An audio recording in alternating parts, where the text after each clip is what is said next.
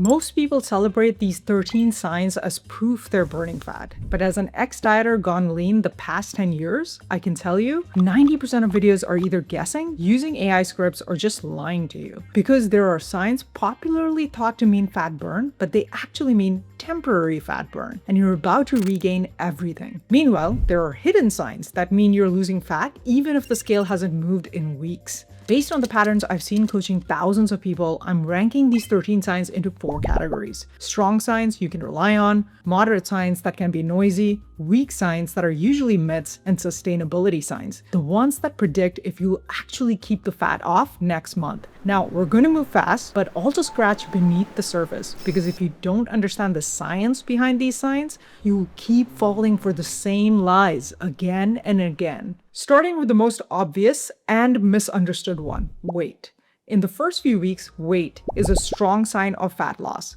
The scale drops, you feel the momentum, and it is proof of the plan working. But the longer you go, the less reliable it gets.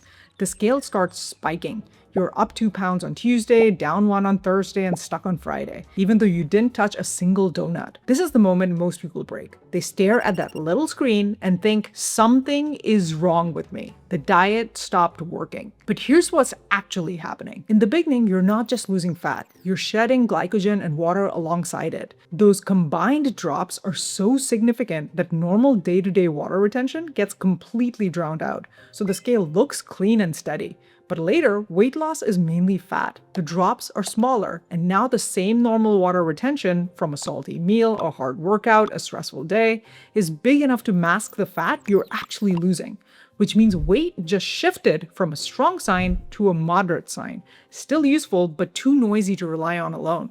That means you need a way to track fat specifically, not just weight. So how do you actually track fat? That's exactly what this next sign does, but most people are using it completely wrong. When the scale stops behaving, the popular fix is to buy a body fat scale or a handheld device because you're tired of the guessing games. You want a hard percentage that proves the fat is actually leaving your body, but you're trusting your progress to a sensor that can be tricked by a single glass of water. These scales don't actually see your fat. They send a tiny electrical pulse to your body that is obsessed with your hydration. If you're even slightly dehydrated, or if you just had a salty meal, that body fat reading can swing by 3 to 8% in a single afternoon, which makes body fat scales a weak sign. Now, you could go get a DEXA scan, it's the gold standard and incredibly accurate, but nobody's dropping $150 to drive to a clinic every single week. So how do you track fat loss accurately enough at home for free? The answer is to go low tech, a simple measuring tape. But there's a very specific way to use it that most people completely ignore. If you're just looking at the raw inches day to day, it's only a moderate sign, mostly because of a massive trap, only measuring your belly. Yes, a shrinking waist is the best proof you're losing dangerous visceral fat around your organs, but the belly is usually the last place to shrink.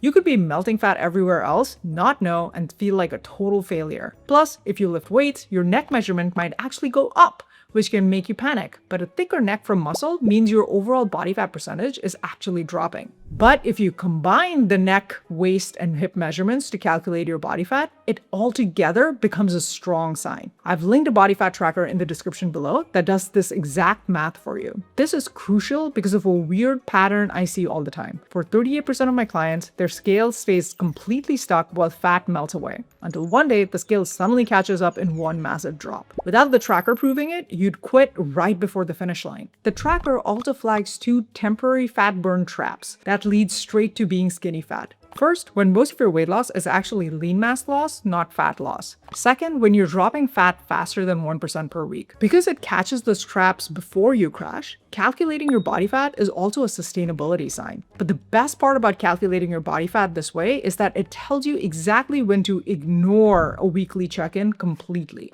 And the number one reason you do that is our next sign, digestion. See, it's possible to do everything right, nail your eating, hit your steps, and still see your body fat go up. Most people panic and think they have hit a plateau, or worse, their metabolism is broken. In reality, you're probably just bloated. The dead giveaway is bloating only hits your gut, not your hips. So if your waist went up, but your hips stayed the same or went down, that's not fat gain. You can confidently discard that check-in and just keep going. And very often the next week, there is a drop in fat at the same rate as before the bloated week, which means fat loss was happening all along. It was just masked by digestion. That's why digestion itself is a weak sign of fat loss. So if you can't trust the scale and your digestion, can you at least trust your hunger? The universal dieting experience is that as the scale goes down, your hunger goes up. And most of us are conditioned to believe that a growling stomach is the ultimate proof our diet is working. But here's the catch. For people who actually get the nutrient density of their meals right, physical hunger stays remarkably stable while the fat melts off. And if you don't have it right, I'm sure you've seen you can keep losing weight despite being ravenous. So hunger is not a sign of fat burn, but of something much more important. Because if you don't fix the nutrient density of your meals, you're walking on a tight rope. Eventually, your willpower will snap, the binge will happen, and your fat loss simply won't last. This is why hunger is a sustainability sign.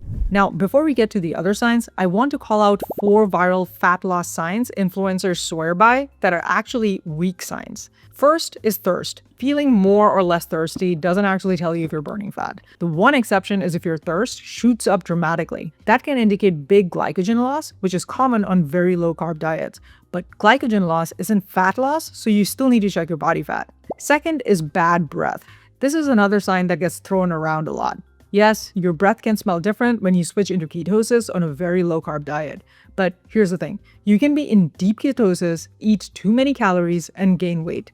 Bad breath just means you change your fuel source, not that you're actually losing fat. For people on a moderate diet, breath means absolutely nothing. Third is the skin glow up. People claim their acne cleared up because they're burning fat. In reality, you probably just stopped eating food that was inflaming your gut. You can cut those out, not lose fat, and still clear your skin. And finally, temperature. This one is tricky. Being cold is related to fat loss. It can happen because you've lost subcutaneous fat, the insulating layer under your skin. But notice the tense there. It means you've already lost fat, not that you're losing it right now. You just haven't adjusted how you dress yet. So we have covered physical hunger, but what about that 9 p.m. urge to tear through your pantry? The longer you stay in a calorie deficit, the louder your cravings get. That is a universal experience. But here's the fun part. You can be daydreaming about pizza 24/7 and still be actively melting away body fat. This tells us right away that a craving is not a sign of fat burn. It's just a sign of mental restriction. And that is a dangerous place to be. You can only ignore a screaming craving for so long before your willpower simply runs out. Eventually, usually after a stressful day, the dam breaks and you give in, which makes rising cravings a massive sustainability sign.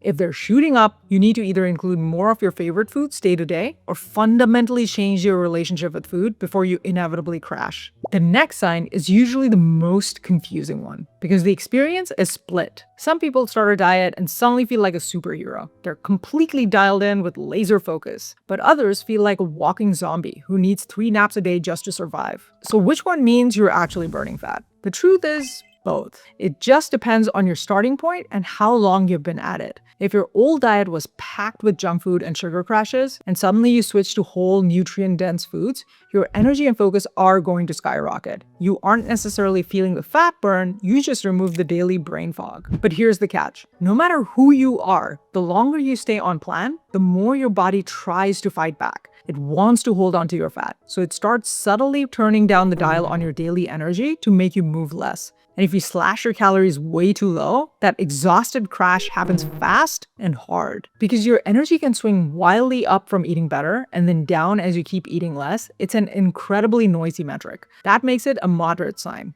So if your day-to-day energy is a roller coaster, does that mean your workout performance is going to be just as chaotic? If you do exercise, feeling your performance suddenly drop is a huge reason people panic and abandon a perfectly good diet. The fear instantly sets in. Am I losing muscle? Is my metabolism crashing? You think you're doing something wrong, but that weakness isn't a failure. It's just physics. Your performance is actually going to split in 2 totally different directions depending on how you're moving. If you're strength training, being in a calorie deficit almost always lowers your performance as you move through the different stages of fat loss. You just don't have the same fuel to push a heavy weight. But cardio is the complete opposite. Your cardio performance actually increases as you lose fat because your mass to force ratio is being optimized. Think of it like the difference in your speed while climbing a hill with a 20-pound backpack versus without it. You're literally becoming a more efficient machine. The catch is that in the later stages of fat loss, your body will eventually try to preserve fat by generating less energy. So even your cardio performance will dip slightly over time. It'll still be higher than when you were heavier, but you'll feel that noisy energy shift. Because one goes up while the other goes down, workout performance is a moderate sign. But even if your eating and workouts are 100% dialed in, ignoring this next sign is a straight path to a brutal plateau. Most people assume that as they lose weight and get healthier, they'll automatically start sleeping like a baby. But in reality, being in a calorie deficit is a stressor on your body, and it rarely fixes your sleep. And you don't actually need perfect sleep to start burning fat. Most of my clients get by on 6 to 7 hours a night and drop weight with zero issues. At first. But that only works until they hit a biological wall, usually around 28% body fat for women, 18% for men. Once you cross into that territory, getting away with bad sleep violently stops. Which brings us to the real truth. Fat loss doesn't magically fix your sleep, but better sleep absolutely causes easier fat loss. My clients who get 8 solid hours tend to stay in those effortless stages of fat loss longer. This makes sleep your ultimate sustainability sign. But how do you know exactly which stage of fat loss you're in so that you don't panic when the scale stops, slash your eating, and completely wreck your metabolism? You can do it in 2 ways. One, if you want my help, shortcutting through all the trial and error to nailing a sustainable fat loss phase without the guesswork, then check out my weight loss program in the description and comments below. Or if you want to DIY it, then you don't want to ignore this video where I break down the exact biological and psychological shifts that happen in every single stage of weight loss. If you don't know what stage you're currently in, you're flying completely blind. You will misread your body signals, panic when things get hard, and inevitably self-sabotage right before a massive drop. So you don't want to miss the complete step-by-step breakdown here. And always remember, you can do it.